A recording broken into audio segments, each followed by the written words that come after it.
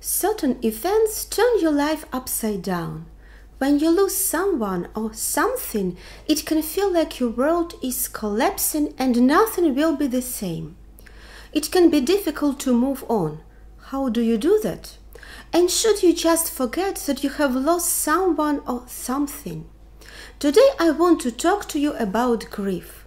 Although it is a very personal process and varies from person to person, it's helpful to understand and recognize the characteristics of the process, so you can find healthier ways to cope. In this video, I am going to talk about how the grief process works from a psychological perspective. My next videos will also provide practical tips for the grieving person and for those who want to support their loved ones in this difficult process. I will also talk about the difference between normal and complicated grief.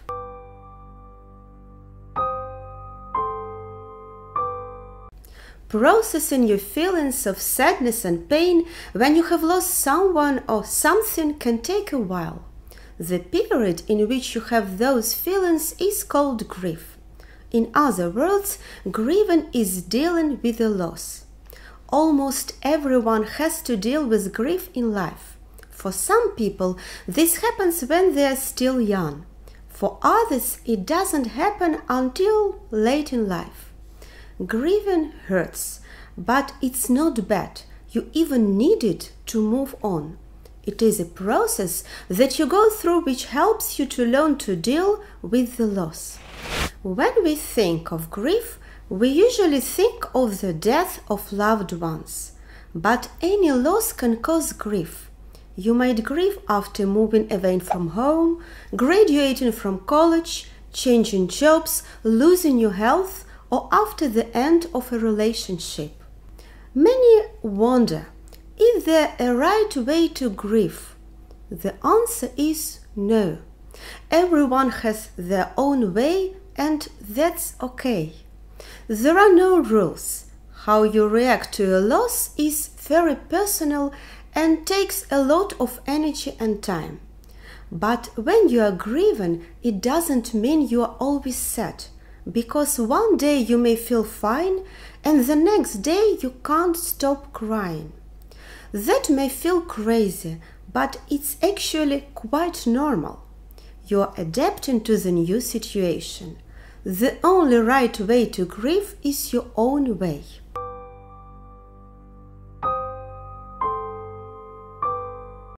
Loss is drastic. It takes time to process it. How much time? That varies per person. Everyone processes things in their own way. People often think and feel different things. One is especially angry, the other mostly sad. Still another is relieved that a difficult period is over. Some have an empty feeling, others feel different emotions at once. Grieving is an intense and difficult life period. When you are grieving, you may be wondering a few things. When will I feel better? When will I be myself again? Can I even just be happy again? There are no precise answers to these questions because grieving differs per person. Yet, there are a number of things that everyone must do in order to eventually be able to process loss and to pick yourself back up. These are so-called grieving tasks. There are 4 types of tasks. First, accepting the reality of the loss. Second is processing the pain of grief. Next is adjusting to a world without the deceased. And the 4th task is finding an enduring connection with the deceased while embarking on a new life.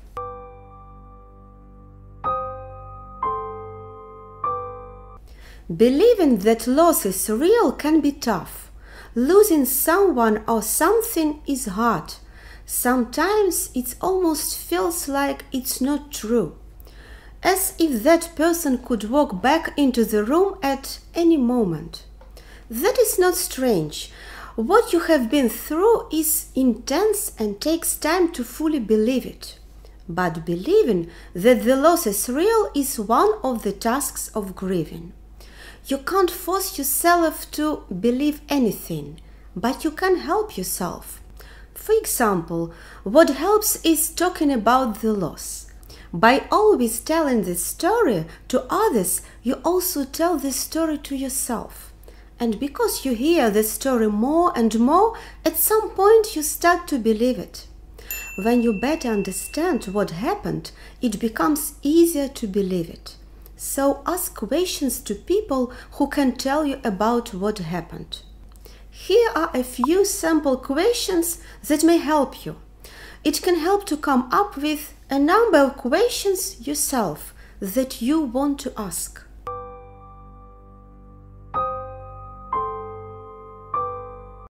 What exactly do you feel, and how do you deal with this? When you are grieving, you sometimes feel everything at once. Sometimes you are suddenly flooded with feelings, but you may also feel nothing at all. Whatever you feel, one thing is certain: all reactions and feelings are normal. Feelings have to get out, and that can be done in many ways. Whether you want to cry, scream, shake, or run 10 kilometers, it's important that you do not have to hide these feelings. Some distraction is good as long as you face your emotional pain in regular little doses with all support and resources possible. If you try to avoid your feelings, your nervous system will stuck into avoidance. When we allow ourselves experience and feel our true emotions, we eventually integrate those experiences, increasing our capability to handle them. So instead of avoiding thinking about your loss or avoiding visiting the grave, consider bringing someone with you to support you. Sometimes you can feel nothing when you think you should be very sad. That's not bad or crazy. You can also sometimes forget your feelings for a while because you are distracted. That's perfectly normal because you can't sustain feelings all day long. What you feel, when you feel it, and for how long you feel it doesn't have to say anything about you and your mourning process. Losing something or someone hurts, mentally and physically. Sadness is usually the first thing that comes to mind when you think about loss. Many people do not like to show when they are sad or crying, but sadness also helps to deal with difficult situations. People can be sad in different ways. Some people withdraw and prefer to be alone, but sadness can also be very intense and suddenly come on at times when you don't expect it. It may also be that you feel almost no sadness, while you think you should feel it. That's not crazy either. Not everyone feels the same, and that doesn't say anything about how bad you feel. Sometimes sadness comes much later, or it comes in small pieces every now and then. That differs per person, so don't worry if you don't feel sad.